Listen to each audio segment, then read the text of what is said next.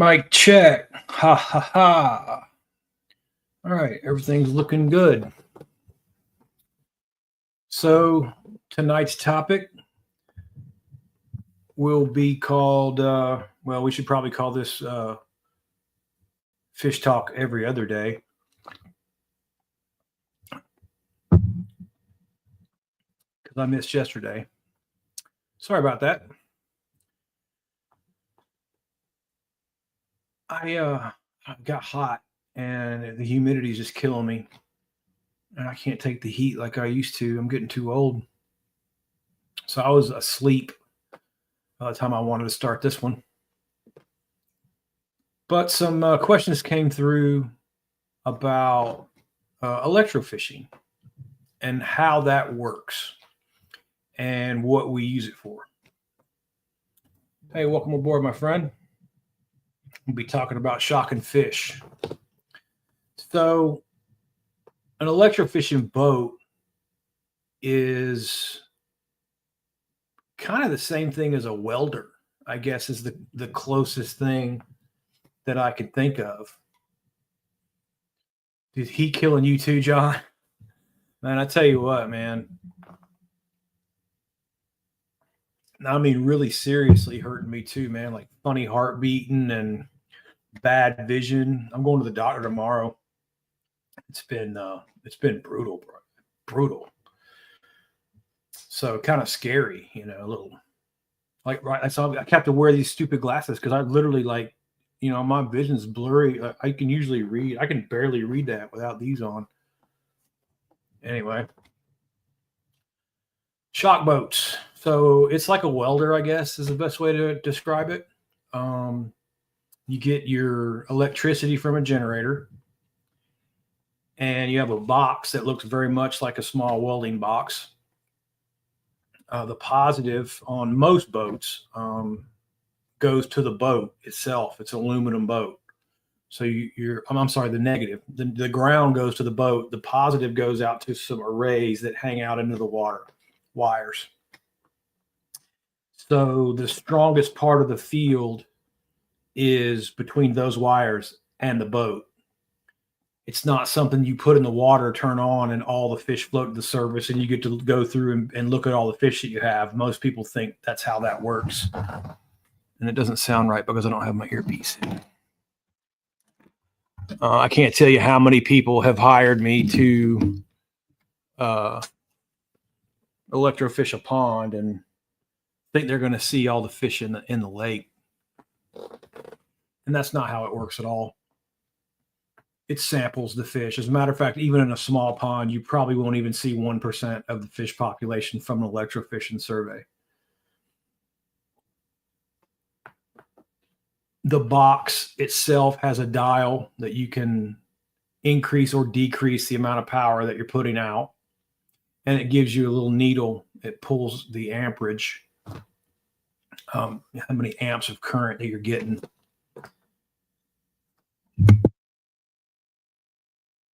Excuse me. So, depending on the conductivity of the water, let's see, how can I make this make sense? Okay, so if you're up in like the mountains of North Georgia, to use real world example, you can have such low water hardness and low water alkalinity and low conductivity that the electrofishing boat almost doesn't work at all. Like you can turn it on and the needle will barely move, and you'll have to crank the box all the way, and you're still just barely getting any current. It almost looks like the boat is broken, and that's just from the water quality. The boat's not broken. It's just not very conductive water. On the opposite end of the spectrum, take it down to the coast, get into brackish water. Once you get probably about 15 or 20 miles from the ocean, the conductivity from the salt is so high that it just kicks the breaker. No matter, you can dial it all the way down to the lowest setting, and as soon as you touch it, it just kicks the breaker, and you really can't electrofish in salt water. And John's making a comment there, 1%. Yeah, no, not even 10%. 10% would be a haul. Like you would need a really good, you need a really small pond and a really like perfect situation to see 10% of the fish. I've never seen that many. You can figure it out. We know how many pounds of fish roughly are in the pond, and we know how many fish we catch. You could weigh them or make a guesstimate. But no, it won't. You don't catch up. You're not catching tons and tons of fish. You're not catching, anywhere near all the fish. So how does it work? So like I said, the array, the positive side. Now you might see one set up where on a fiberglass boat, right? So the fiberglass would insulate you against the current, the electrical current. And you would then, one array would be a positive array and the other array would be a negative array, and it'll create an strong electrical current between the two arrays instead of between the arrays and the boat if you're standing on the ground. And that's what makes it safe. You're standing on the ground. You got to use insulated pole, fiberglass pole. You don't want to use metal poles. That will kill you. Electrofishing boat is extremely dangerous. You do not put your hands in the water. You do not complete that circuit. You will die. It'll cook your ass. It's an extremely dangerous piece of equipment and something that you need to know how to use. And there's certain, like I know a few guys that, they're biologists. I would not get on their electrofishing boat simply because I know their mechanical prowess, for lack of a better term. They don't know. They can't change. If you can't change the starter, I'm not getting on your dang boat, So the entire idea of the electrofishing boat is to get a large sample of an unbiased sample, as unbiased as you can get, right? But catch a large number of fish quickly. But what it won't do is it's biased towards the biggest fish. So the biggest fish have the most surface area in the water. So they catch more electricity than the smallest fish. And you can literally see it on your clear ponds. You'll be moving along and you can watch all the probably up to about, 2.5, 3-inch fish will swim right through there. Any 1-inch fish just swim right through the field. That doesn't really stun them too much. So you really have to crank it to start cooking the little ones. And if you're bringing up like 1s and 2s, you're in a good situation. Your boat is doing a good job. You've got enough connectivity to get a real good sample.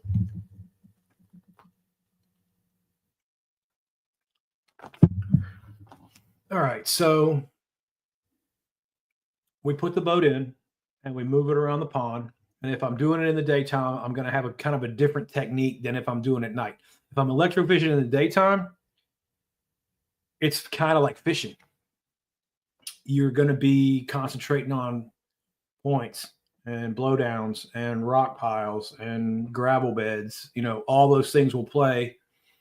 And so what I'll do, like say I got a blowdown, right?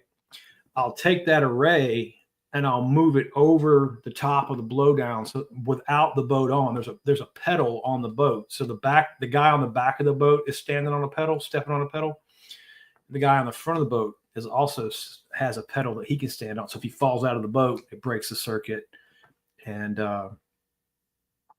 you can't get electrocuted in the water if you're not standing on the pedal. Same for the back, because the guy in the front, the back guy is just as important to have some kind of kill on the box or on the pedal, because the back guy can watch. The front guy is going to be looking at the water, looking for the fish. This is going to be watching the surrounding area. So if you get animals, ducks, pet ducks or whatever, dog running down, kid running down to know what's going on, people doing dumb things, you've got your eyes up and you're watching all around to keep, it's a safety feature there. So we drop the boat in and get it running, and then just move that boat around. And like I said, if I'm doing, and a lot of times I did them in the daytime just to fit people's schedules. if I had something that was tricky or was just, I would let everybody know what was going on there. You'll get more fish at night, but a lot of people don't want to be up half the night watching that, right? So it's just kind of usually what I would do is set up for late afternoon and then maybe just do a few minutes after dark, kick the lights on, do a few minutes, 20 minutes or so after dark or right at dark. And that gives you a good kind of from daytime to nighttime, that transitional period where you can, get a better sample for people. Show, at least you can try to get a few big fish. Because like I said, it is biased towards the big fish. So if you pull up and you get that array set out over the say the blowdown or the structure, whatever you want to call it, and then you step on the pedal and complete that circuit, it's like flipping a light switch on. The current is strong right there on top of the fish. And a lot of times with the motor running and the generator running, it's kind of a rackety, noisy, vibrating. You're not tricking anything. And I guess the best way to explain what it would look like underwater, once they figure it out pretty quick. Your first lap around is usually your most productive.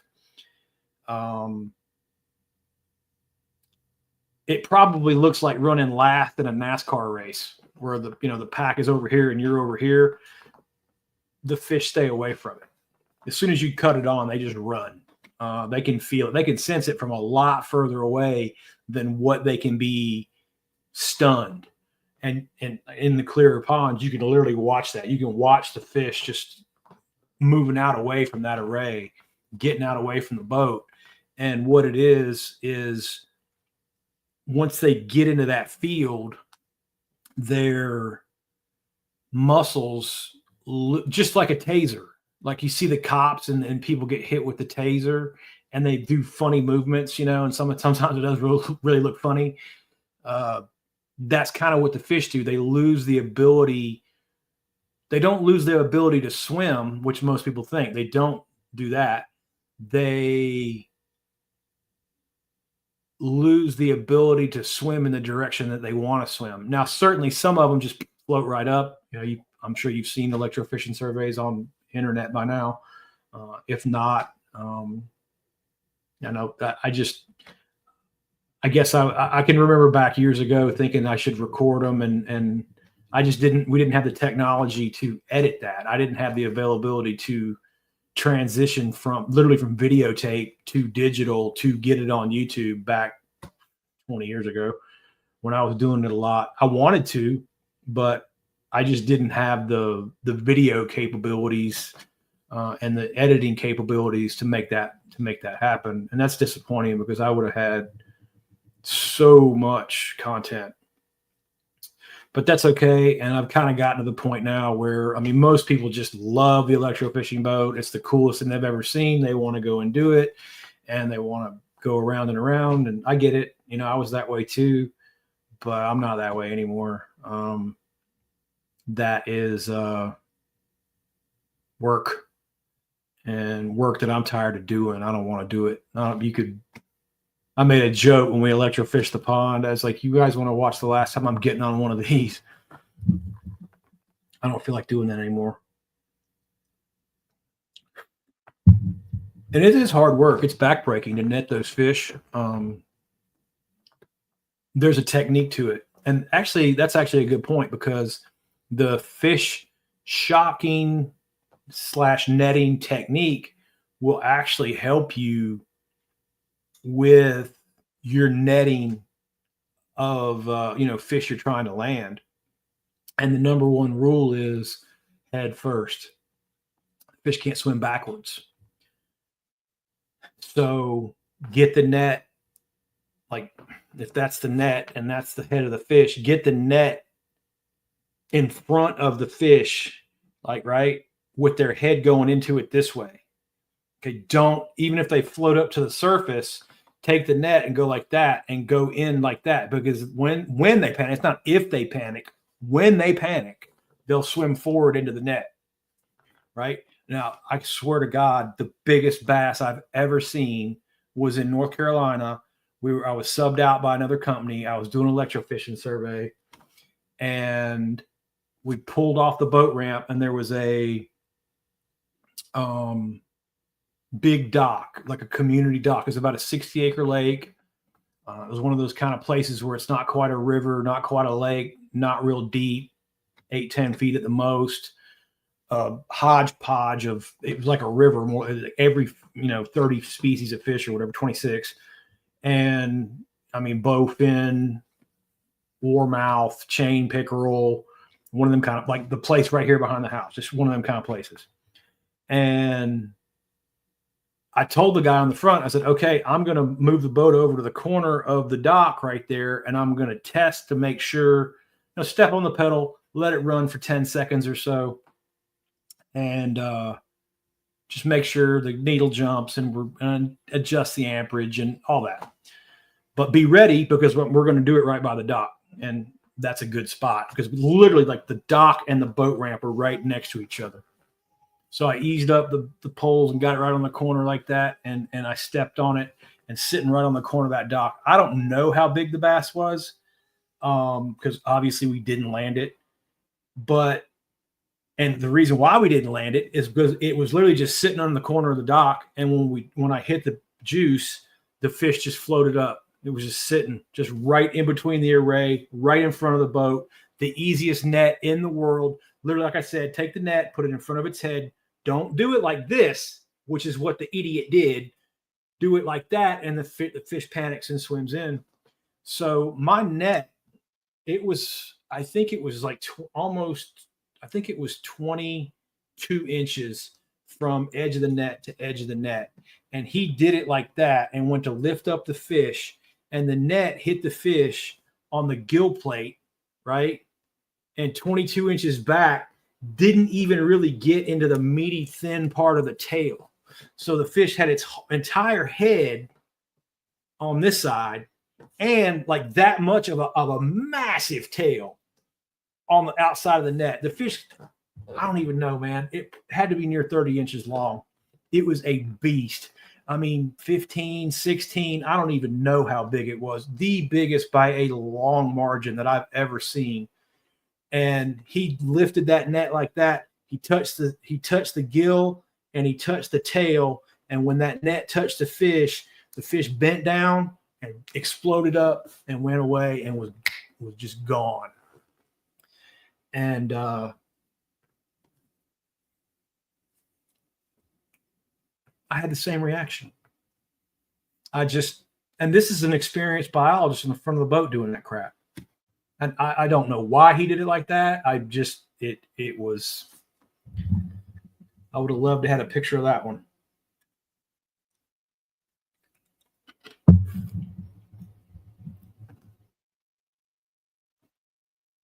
Hey, what's up, Arkansas? Yeah, dude. I hope he does. I hope he has nightmares. Idiot.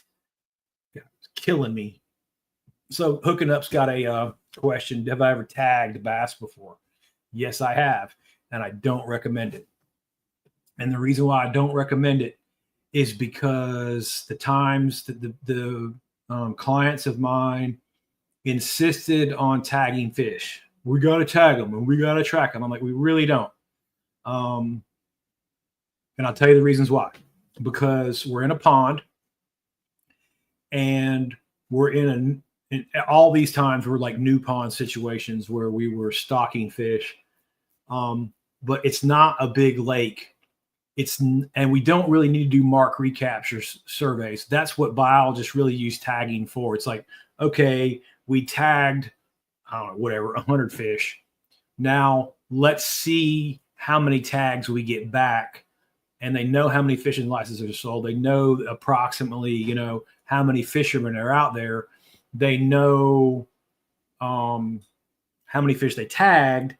So they kind of they know how many licenses and like dock fees or parking fees they get. So they can make a statistical guess about how much fishing pressure it's getting. And then they know how many fish they tagged. So you can put that into the complex math I couldn't tell you how to do that anymore, but based on the amount of fishing pressure that they assume and the amount of tag fish they get back, they can make a statistical calculation on the size of the bass population. And that's called a mark recapture study, where you mark it, then you put it back, and then you go recapture it. That's how it gets its name. So those guys wanted to do, they saw that crap on TV or whatever, and they wanted to do that on their ponds. So the first couple times I did it, I got the fancy tag gun. I was all, hyped. Let's go do it, man. Let's go do it. And tag the fish, and then come back a year later and do electrofishing survey. Well, I had plenty of electrofishing work on non-tagged fish. And the thing that I noticed was a lot of the tagged fish didn't grow very well. And these are F1s. These are like significantly genetically superior, totally awesome, the best fish that money could buy. And when I put them in other ponds, you saw real consistent growth out of all the fish. Like they might be, like I can remember one pond that I stocked and the guy tripped out. He was like, he called me. It was 11 months later. And he said, "Hey man." And I said, "Hey, I hadn't heard from him in literally 11 months. I stocked his pond, and 11 months later, the dude called me." So I was like, well, I was interested in talking to him and I never heard from him.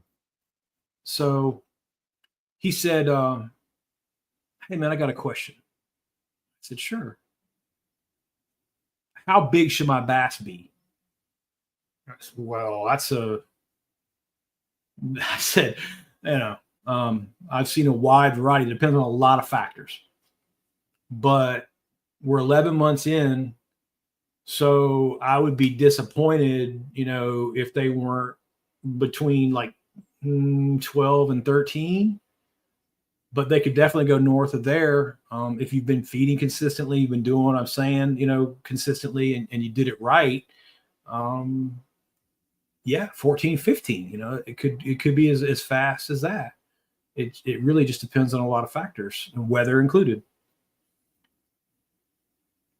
He said, "Well, I just came back from the pond and I caught 3 bass 11 months after they were stocked, and they were stocked pretty early that year. It was like a early May stocking, because sometimes you don't get them that early. It depends on again, weather and when you can get them from the hatchery.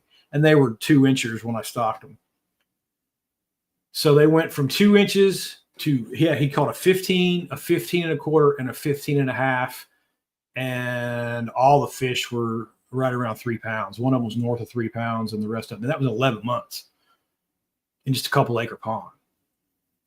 And he was obviously ecstatic. And I was really pleased to see that kind of growth. That was some of the best growth I had ever achieved in 1 year, a little less than a year, really. So I had plenty of jobs like that. And again, that's the top end. And then the lower end, 12, 13-inch fish in a year, not hard to do, done right. But then I go to the ponds where the guy wanted the tag fish, and a statistically significant portion of the tagged fish were like 7 inches, 8 inches. Like they did not do what the other ponds did. And again, you're injecting a tag, you're breaking that barrier, you're creating a sore, a wound. You're creating a situation where you've got a bacterial infection, you could see it on the fish. Some of the fish would have a knot, around where the tag went in. Some of the fish had red sores still there. Some of the fish were tagged fine and grew fine. You didn't see any kind of discrepancy, like very similar to what we would expect. But that really clued me in, the times that I did that, into how much of the fish being handled, how many bacterial infections have they had? Are you touching them properly? Are you netting them properly? Are you not netting them all, right? How many times are you catching them? Are you putting really heavy fishing pressure on a really small pond, like under 5 acres? Or on the flip side of that, or did you stock the pond and not fish it at all? I've seen both. And I see consistent patterns in both, right?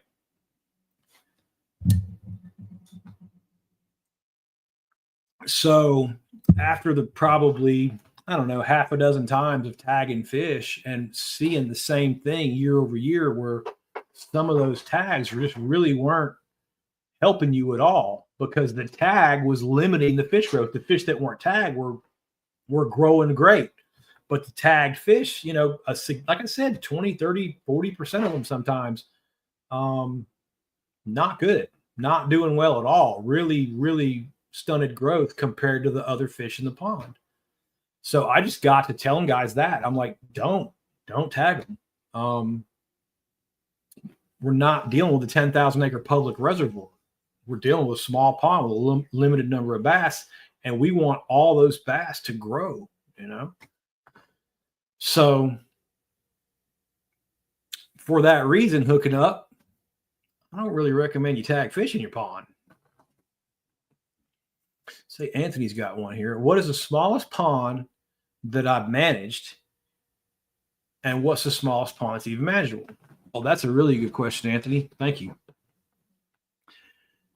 So I would say, you know, a koi pond, that's a manageable pond, but we're not going to be managing a koi pond in the same way that we manage a sport fishing pond, the exact same way I've gone over and over. We're not managing ponds the way we were managing small lakes, and we're certainly not managing ponds like we manage bigger lakes, right? Where guys think they know something about listening to, like, go down to, you know, Palaka at the Bassmaster Elite Series and listen to the biologists talk about managing the St. Johns River over there, 300 miles of river, and then taking those ideas home to your pond.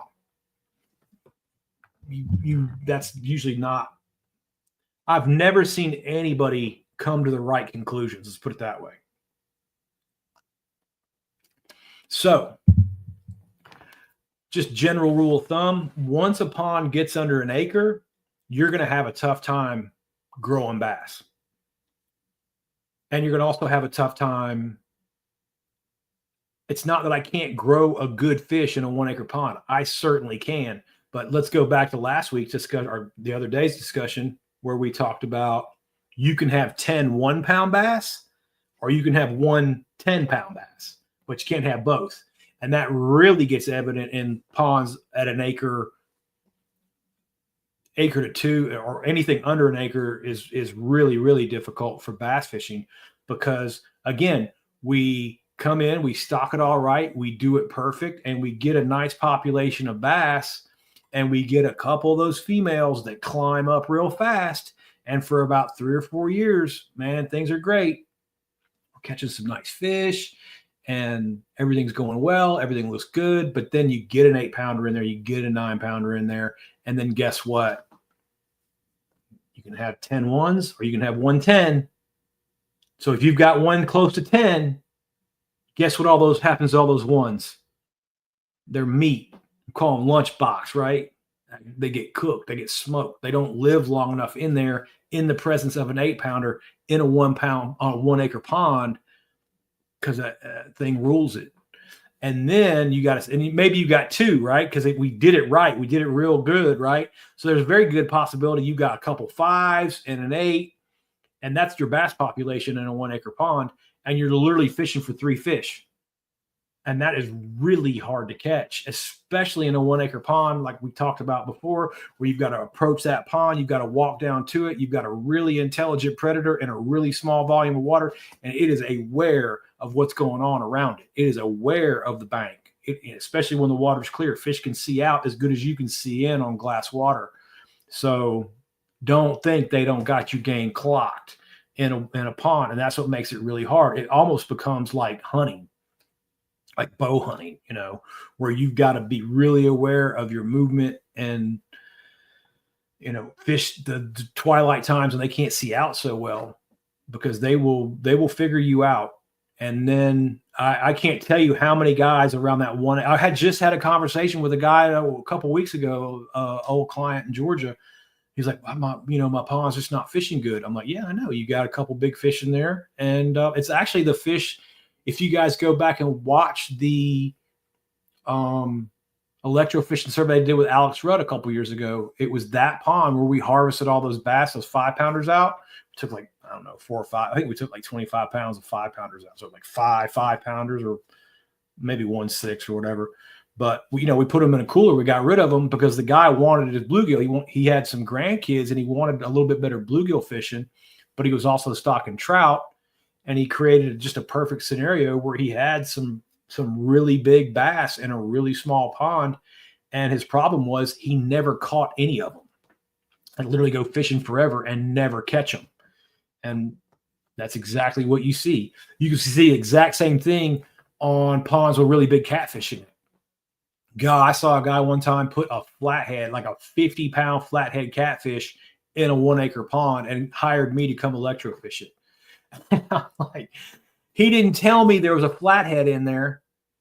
And I'm running the shock boat around looking at it, like thinking the boat is broken. Like the needle was good and I was getting good connectivity and I'm not catching hardly any fish. I had never seen anything like it. And I'm just like, this is bizarre. And I'm at the bank and I'm just scratching my head.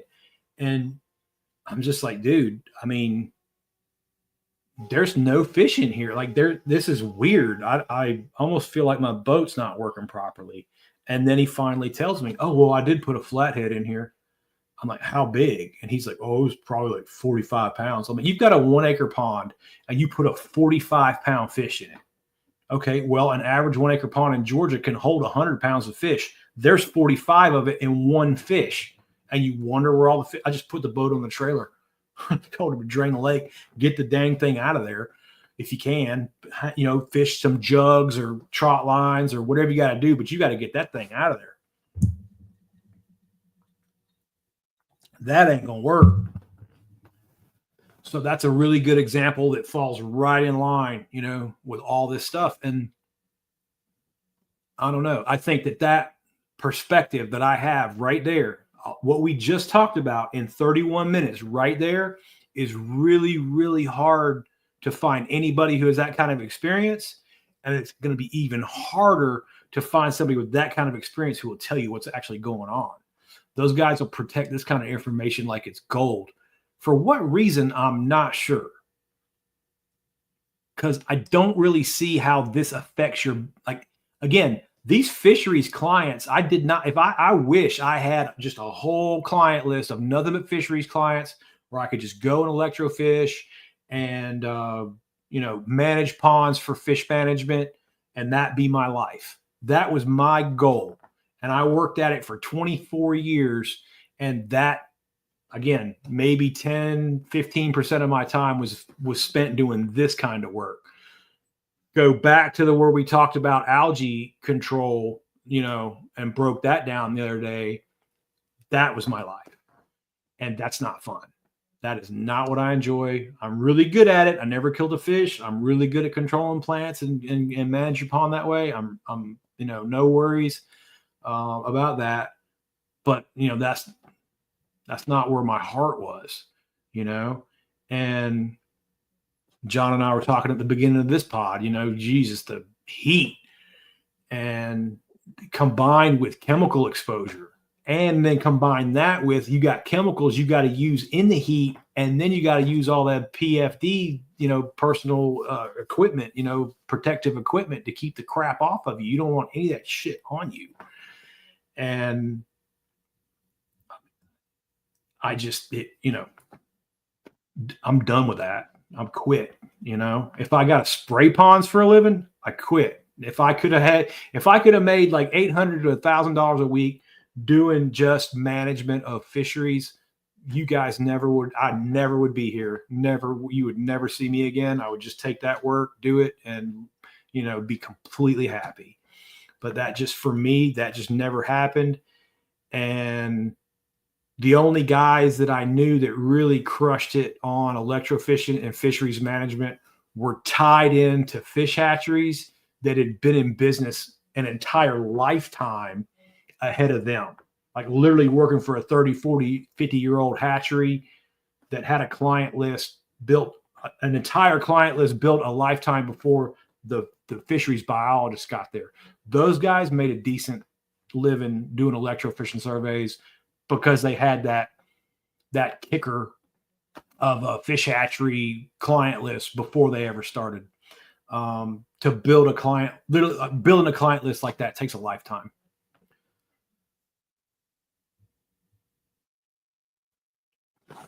All right, let's see what hooking up's talking about here. All right, so, oh Lord, what did I touch? I have done something to this screen. Ah, you can pinch this and zoom in. Well, look at there. I can, how did that? All right. I don't know what I did, but I'm back to, you can zoom this in. So that's going to help my vision if I can figure out how I did that. Oh, there it is. Oh, yes. Beautiful. All right. And can I shift it? Sorry, guys. I'm learning as I go here. No. See, I am too old for all of this nonsense. Just see, now I'm just, I can't read anything though. Sorry, boys. Give me 1 second here. How did I touch it? There we go. Stop touching it. All right. Hooking Up says the reason likes he places 150 acres and bigger.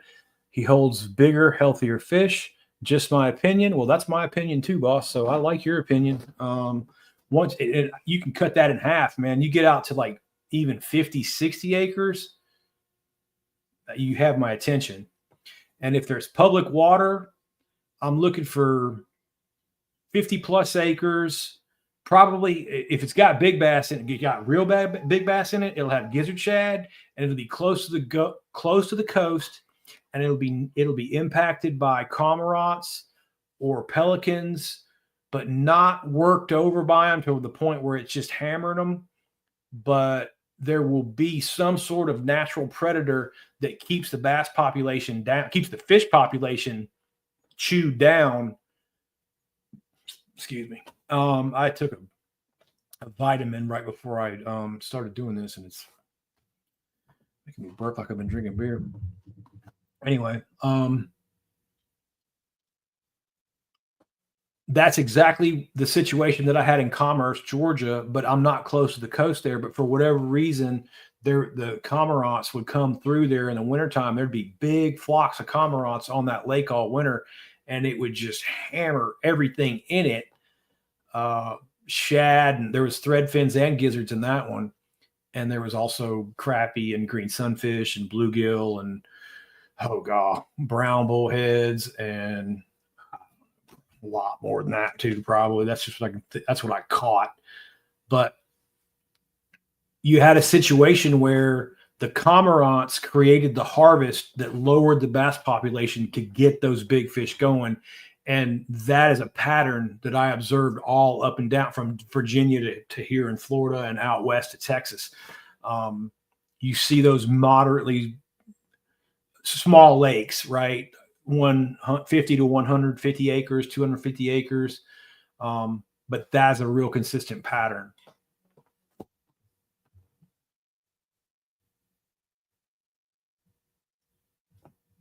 Yeah, I can see that. Find those patterns, man. Whatever works. Yeah, that's all right, John. John says if you're the best at something and you hate it, it's still a horrible job. That's the truth, though, man. And it wasn't a horrible job. I mean, I worked for myself. I got up when I wanted to. I went to work when I wanted to. I was responsible for a certain amount of work. I certainly didn't have to work 40 hours, 50 hours a week like you do at a regular job. I wasn't putting in those kind of hours. But on the flip side of that coin, for anybody who's ever run their own business, you literally can't go on vacation. You can't go anywhere. The minute you go out of town, like some awesome thing comes up, you could have the trip planned. It's like, I don't know, karma or whatever. I don't know how that works, but it was inevitably you were cutting your plans short. You never had any time off. And when literally everything is on you, like you're answering the phone, you're doing all your paperwork, you're writing all your reports, and you're doing all your work, or at least most of it. I just had some part-time dudes that helped me in the summer, but you're under a level of pressure that you don't really realize until you get, I'm going to call it a regular job, or where you're working for somebody else and you're not worrying about all of it. And like right now, I have a regular job, I work for the county. Dude, I work 40 hours and it's like, it feels like part-time to me because when I leave work, my brain's not on work. Where when you work for yourself, your brain, and you care, your brain's never off. You never switch off. And I didn't really notice it about myself and how much anxiety and how much, how hard that was until I got away from it.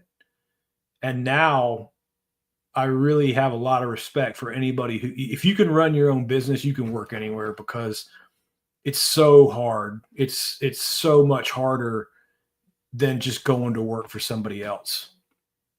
At least for me, maybe somebody else has a different experience with that, but for me, that's just my opinion on that. When you're working for yourself, you're working really, really hard. And again, I hear people talk about that they have a job, that's great. You work hard. Yeah. You don't even know the half of it, Chief.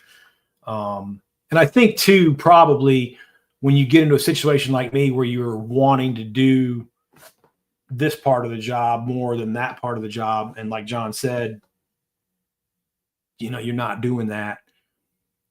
And it makes you feel like you're failing, even though you're running a successful business. You're not doing exactly what you want. So it's kind of like losing. And I don't like losing. Although my competitiveness has dropped way, way down. I kind of agree with like the Buddhist philosophy on that one. Like I feel like competition is fueled by greed and benefits no one at this point in my life. I don't like competitive fishing. If you come fishing with me, and it can be friendly competitive, that we can joke about it, stuff like that. But if you're seriously competitive with me of fishing, I will get off that boat. I'll shake your hand. I'll say nice fishing with you, and you will never fish with me again. I absolutely hate tournament fishing. It's not my thing. I am not competitive with my fishing. And I think that comes from this, like we're talking about this, because for most of my adult life, it's not important if I catch the fish. Of course I can catch the fish. I had an electrofishing boat. I'm going to catch the fish, right? What's important is my clients catch the fish. So in that way, you frame it like a fishing guide, right? And I don't know, my gears are just set that way. And I do not like people who get competitive with me about, oh, I caught a bigger fish than you. I'm like, great. I don't care. Just don't.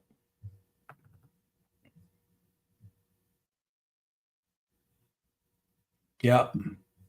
That's it, man. When you start seeing the eagles, you're on it, hooking up. Proud of you, boy. Hey, proud of my boy Philip Cheek too, man. That lake in Commerce is extremely shallow, Philip. But what I can't figure out is why they pile. I mean, obviously the shad. Like you rarely see cormorants. Now, well, I take that back. You will see cormorants on ponds with a feeder because they're stacked in like cordwood, and the cormorants can figure that out. And one thing you'll notice with the cormorant behavior, it's a signal. You guys ever see them put their wings out? They dive down. They fish and hunt, and fish can't get away from a cormorant. They're a butcher. They're the worst possible problem you could have in predatory birds, in my opinion. But they'll dive under the water and they'll catch all your fish. They'll gobble their butts up, and then they'll get up on a stump or on a blowdown somewhere, and they'll stick their wings out, almost like a plus sign or almost like a cross, maybe, with their wings out. And that behavior signals, and they can see it obviously from space. It signals to the other birds that there's a really good place to eat here. And before you know it, I had some ponds I used to manage over by Lake Oconee, and the daggone cormorants would come over there and just butcher that place. It was really hard to grow anything in there. Sorry about that, boys. You live next to the ocean? Yeah, man. You're right about that, Philip. So you'll normally, if you see a lot of cormorants, you'll normally be like probably 15 feet and shallower most of the lake, and there's probably gizzard shad in it too. They usually like the shad. They're stacked in their big easy meals stacked in there. Yeah, lots of that. Like I said, it's not that you won't find some depth. Certainly you will, but usually the cormorants will. I think if you think about it, it's an entrapment. It's easier to trap fish. Like I remember one time I got to fish with Mike Buca, the bull shad baits developer. I learned so much from Mike. That was awesome. So you think about like if this is the bottom and right here on the screen and I'm dragging my worm on the bottom. Well, if this is the bass and this is the worm, right? The worm is in a trap position down here. And we all, I mean, I did anyway. I'm going to speak for myself when I talk about fishing. It's my opinion here. So I'm hopping my worm on the bottom. Well, it can move left, it can move right, it can move up, but it can't move down. So it's in a trap position down, right? And if you watch Mike fish, he fishes fast and he fishes right under the surface of the water. Like now we're at the surface at the top of the screen, right? So guess what though? And I never thought about it. When the lure is up here, it's also in a trap position. It can't go any higher in the air. It can jump out of the water briefly, but other than that, it's got to come down. So, and Mike taught me that he keeps his glide baits like just right under the surface. He wakes them or just barely doesn't wake them, but they don't fall much under that. And he works them like a bullet. Eat it or don't eat it, and keep it in that trap position all the way across there. And you'll see bass come from 20 feet up and blast them when they trigger on it. The depth of the lake when you're fishing your glide baits really doesn't matter. And Mike said his philosophy, and I believe this, is move it faster than slower. This dude fishes like it's a workout. Like think about fishing it so fast that it makes your arms hurt. That's how fast he fishes it. And most people probably don't fish as fast as Mike, and probably most people don't catch fish like Mike either, but he puts the speed to it. And that trick shad is designed for it. And all Mike's baits don't blow out. If they're designed not to blow out, and they're designed to burn. So if I could offer one piece of advice when you're fishing any kind of glide baits or any kind of bull shads or anything like that, really any lure like that, I'll put my jig spin or bait casting reels, like my jig, the high gear ratios, 8-to-1, 9-to-1, 10-to-1 gears. Put that sucker on your glide bait and watch what happens, because you're bringing it back way faster than like 4 or 5-to-1 or whatever those lower gear ratio reels are.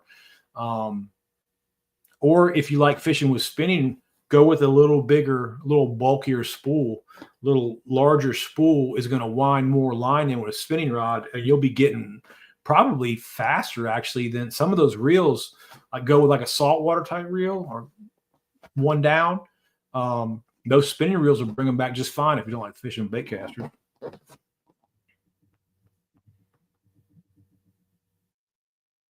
Oh, no kidding, John. That's awesome, man. I'm in Fort McCoy. I live right by Rodman. Should hit me up, man. We'll go fishing.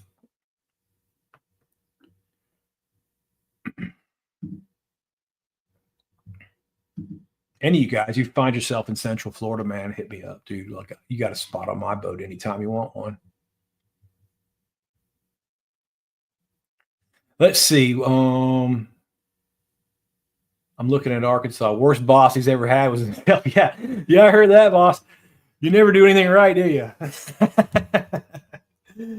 Yeah, it's hard, bro. It is hard. I wrote an article for Arkansas. I guess he got a newsletter or something he's putting it out in. And we had a good conversation about that. And I tell you what, in the pond stocking business, the hardest thing in the world is trying to run an honest pond stocking business, man. These dudes that stock fish will, it's their business. It's, it just depends on how you frame it in your mind. In my mind, when I was stocking ponds, it was like the idea is for us to be managing the pond properly and growing really nice fish. So we stock it properly, framed a different way, kind of a more American capitalist frame.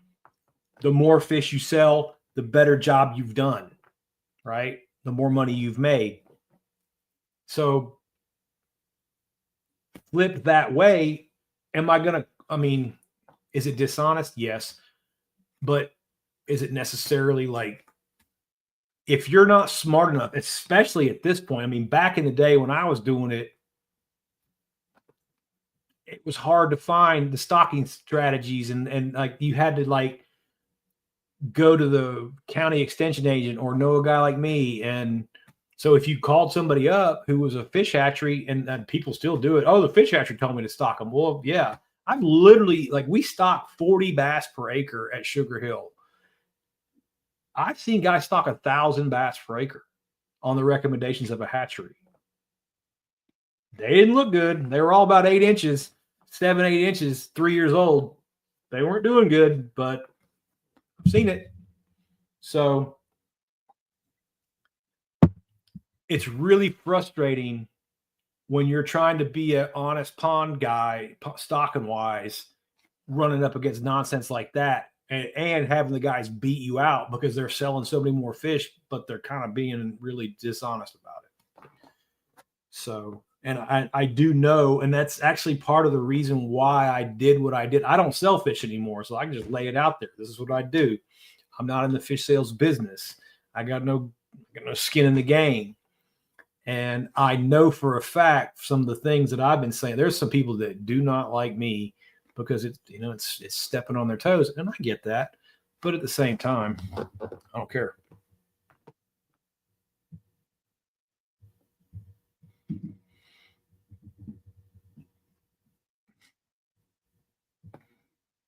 Okay, there's one.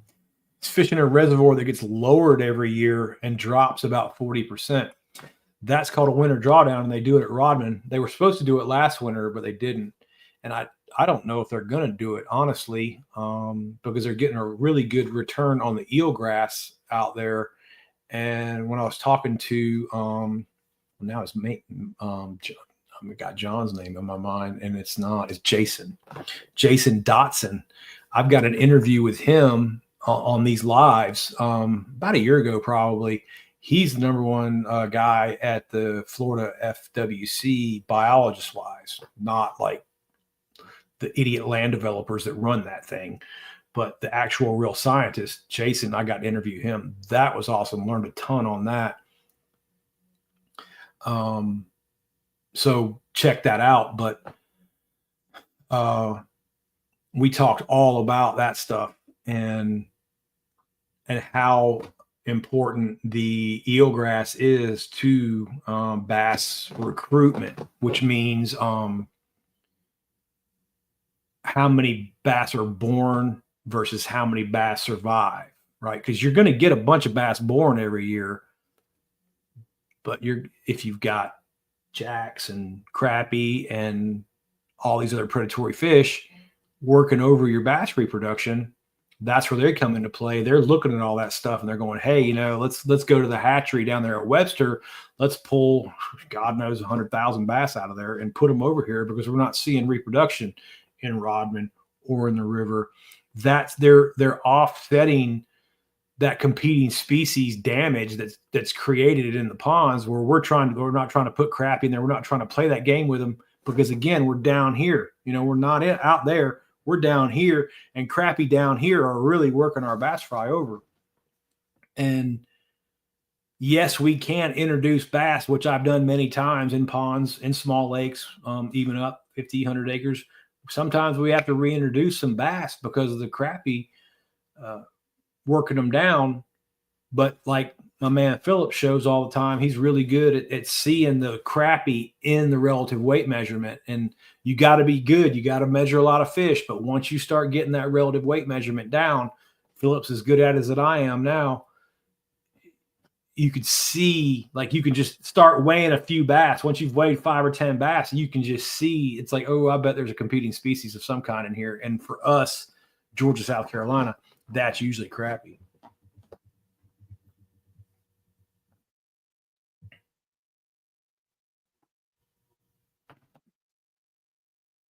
Yeah. I saw a video today hooking up where a bald eagle, there was a lady filming it. I don't know where she was, but it was a bald eagle hunting a blue heron and killed it and drug his butt off. And I have never seen that one before. I have seen eagles hunt like crazy, but they had a, it's on Reels. I think I saw it in the Reels video, so that might come through your feed. It was pretty interesting watching that eagle hunt that other bird.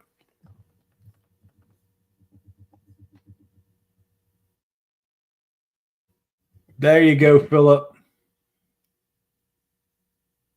That's it. That's why you're nailing them, man. It's just like I like that aha moment right there. You know, I really enjoy those moments when we do this stuff.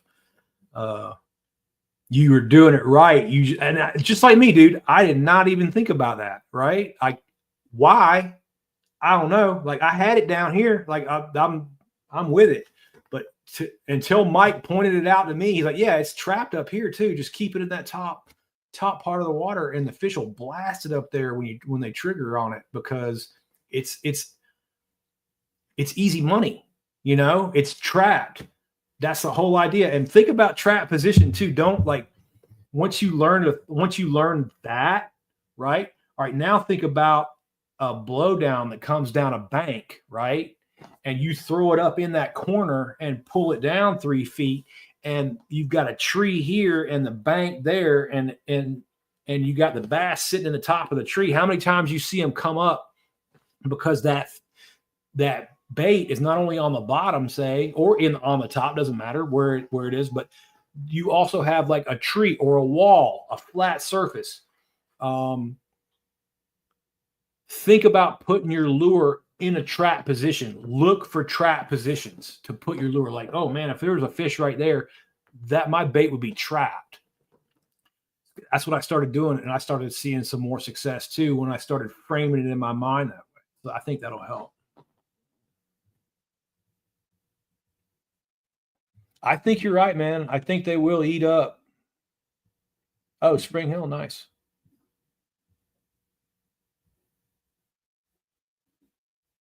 Yeah. Arkansas. I was talking about the pond stocking numbers, just the ridiculous amount of nonsense that we've seen. Sterling, what you got for me? All right. The gross dishonesty with sales.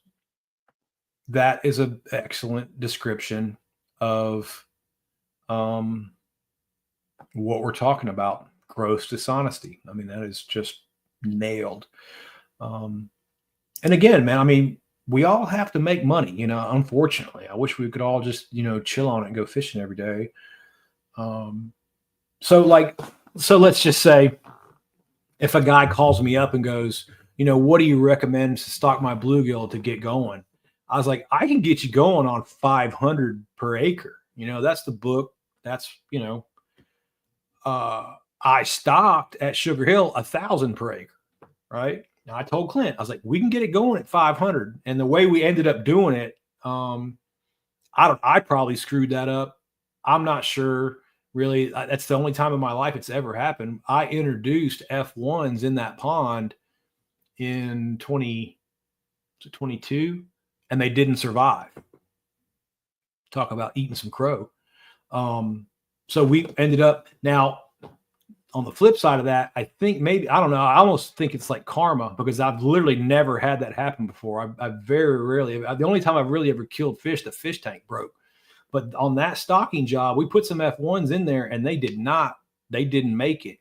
So I either temp shocked them when I stocked them, but I was also working as a pool guy then. And I'm almost wondering, did I have some chlorine on the bag or something and have some chemical contamination there that when I put the bag in the water, and the fish swam through it. Those are the only two things. I either temp shocked them, which I did. I let them marinate, the recommended time, but maybe something happened there. Or I had some kind of weird chemical exposure, because that really never happened to me before. But on the flip side, when looking back now, I'm really glad that happened, because even though I looked like an idiot, I was able to do the stocking with the Titan bass, and we were able to go get some Floridas and some Northerns and put them together and verify some patterns that I had seen, because I've never done that before. We had a Northerns tagged and we had Floridas, and the idea is to get those two to cross to generate F1s over a long period of time. When we normally stock ponds in the past, you can buy the F1, which is a cross between the Northern and Florida, and they grow faster and are aggressive. And you kind of get the best of both worlds there.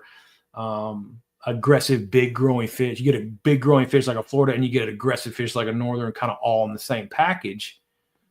But once they spawn, you don't have, that's F2s, you don't have F1s. So you don't get that over a long period of time. So I was able to put the Northerns and the Floridas separated, tagged. Never had that type of technology even available to me before, much less even have those two readily available for stocking. And I was, because the only thing I was able to do was like see some pure Floridas that had been stocked in ponds, and then F1 stocked in ponds, and a few times had some pure Northern stocked in ponds. But I was able to confirm, because the Northerns and the Floridas were on the same forage base, being stocked in the same pond. And the Northerns vastly outgrew the Floridas the first 2 years. They were pounds ahead of the Floridas. Floridas are timid. Floridas are not an aggressive bass. And not to say bass aren't aggressive, but I'm just saying, on a scale of aggressiveness, a Northern bass is extremely aggressive and a Florida bass is not. And you can see it even in the tank.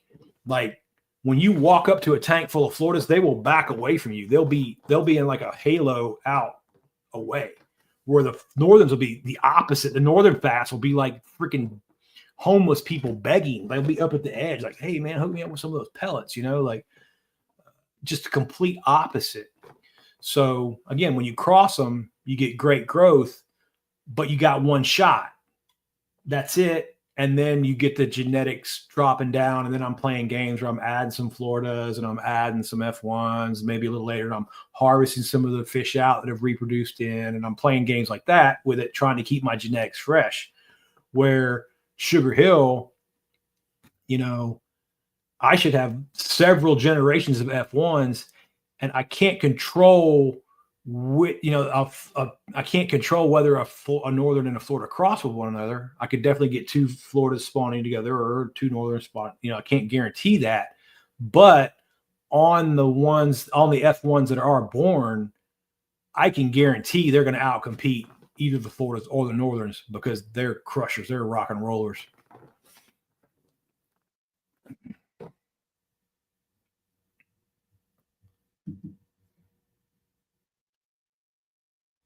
Yep. I agree with you on that, Arkansas. And when you use the internet properly, anyway, I just don't even understand these guys who cannot figure out, like, have never heard of any of this before. That just, I don't get it.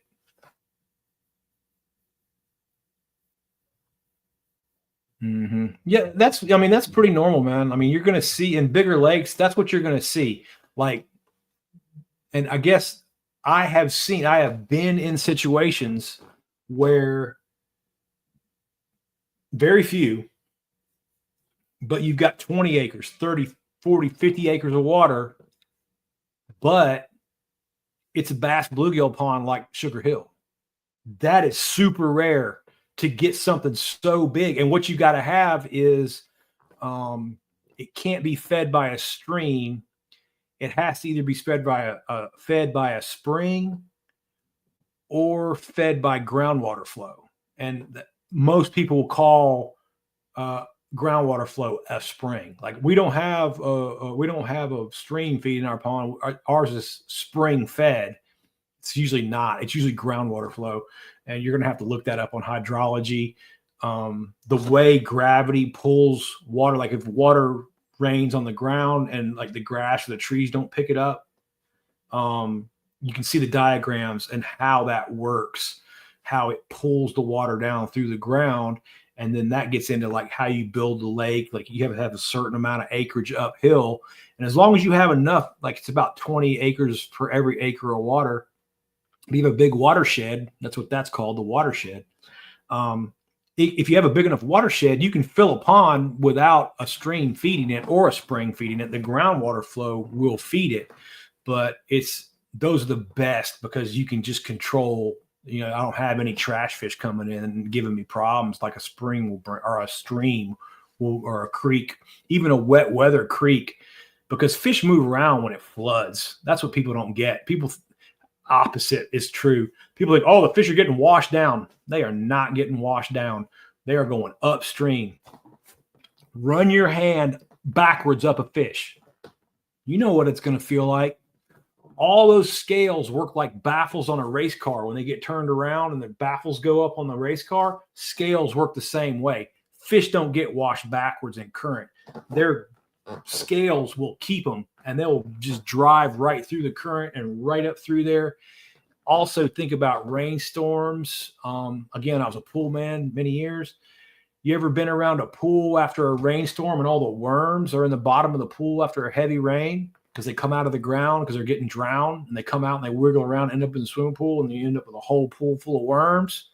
Well, that's the same thing that's happening every time it floods. So what do you think those fish are doing? Why do you think worm fishing works so good in a flood? That's why.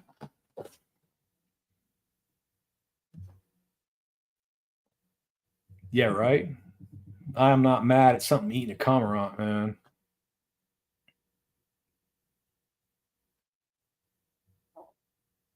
Yeah, you're right about that, man. And now I have seen some 6 pound bass, Floridas and Northerns. Like it's like 6 to like 7.5 pounds, and you would swear you have a tuna on there. I don't know what that is. It's usually a young fish, in a healthy place like we're talking about, and you will think you have got the world record hooked up on there at 6 pounds. But they got good relative weights, 100% or better, and they're young and in a growing situation where they can get 6 pounds in 3 years or 4 years.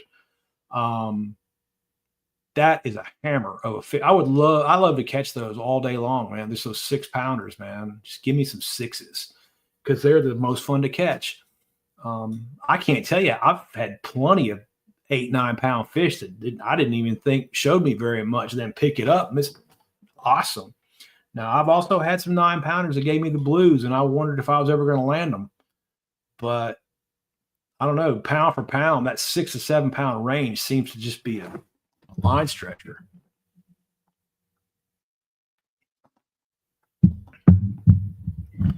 That's a good question, Arkansas.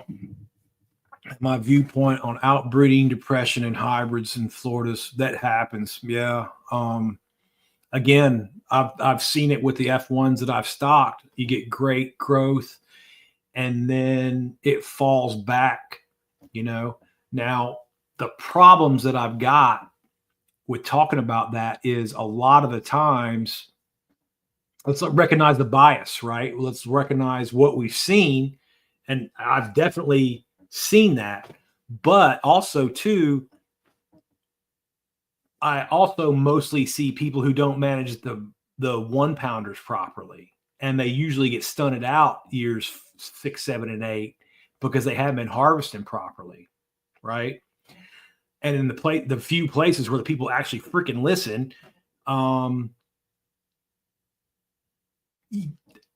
not so I've grown great fish in a properly managed pond, even though I know I'm getting that outbreeding, right?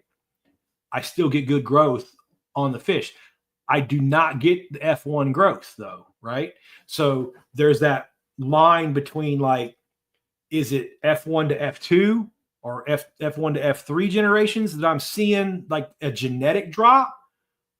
Or is it because you didn't freaking manage the pond right? hard to say, man.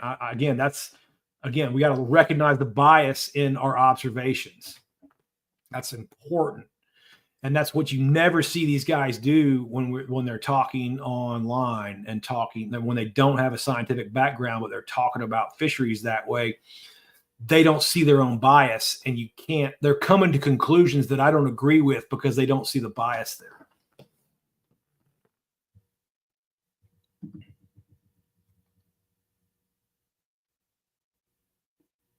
Dude, those fish you sent me the pictures, I'm going to use a few of them in a post coming up here. They look good, man.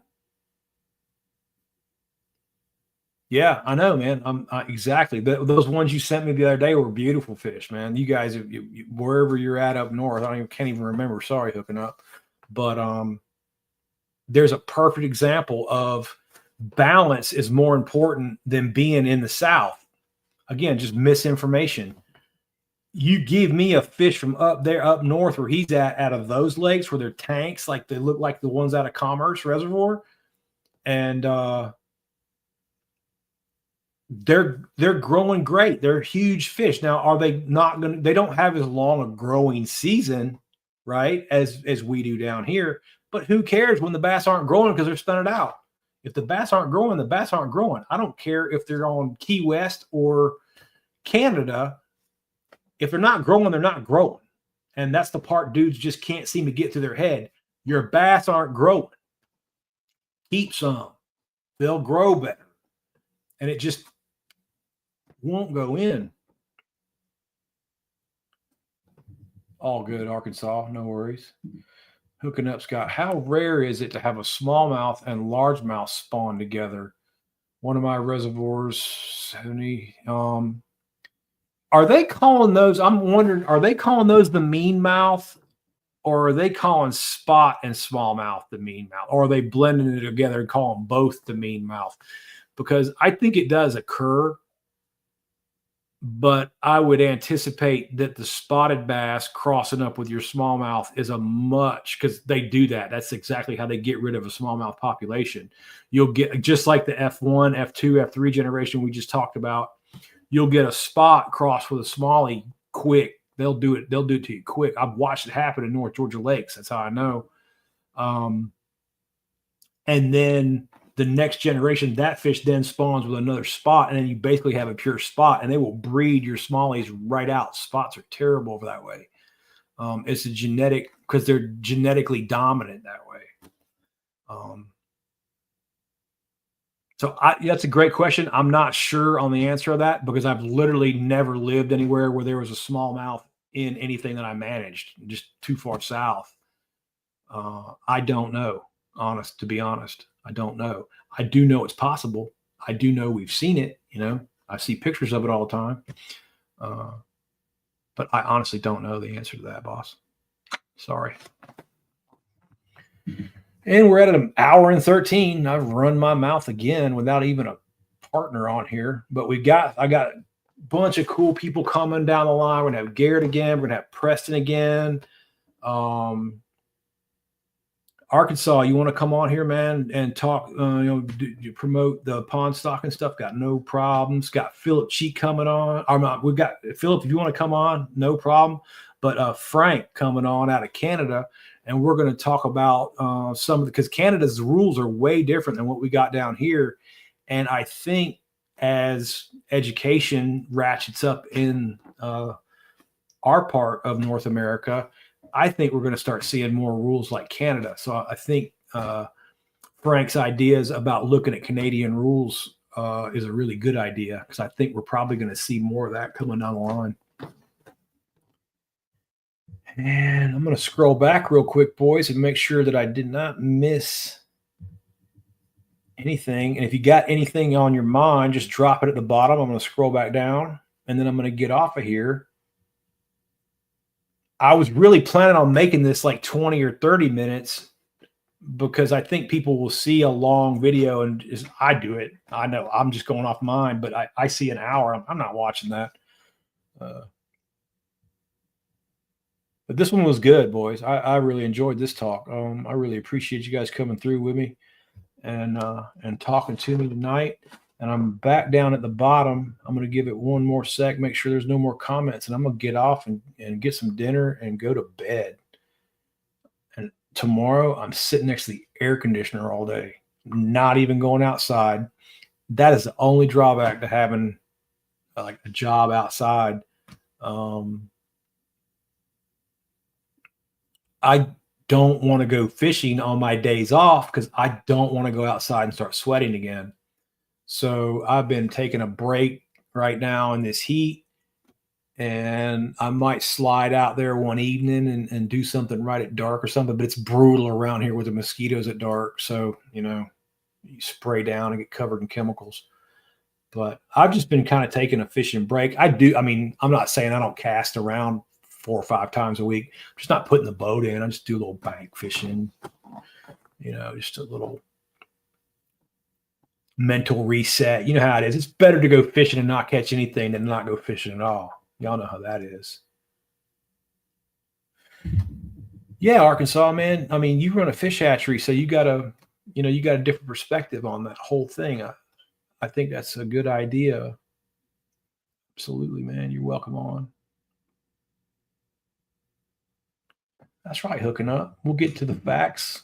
We'll get it down to the brass tacks. Like I said, boys, I really appreciate you guys coming on with me again. And let's see, tomorrow's Tuesday, so we'll have to think of another topic and do it again. I'm doing an experiment, right? We're going to experiment on if posting daily ish for a month or so, maybe, to see what happened to the numbers on YouTube. But all right, that's it. I'm going to cut it off, and I'll see you guys tomorrow night. Later.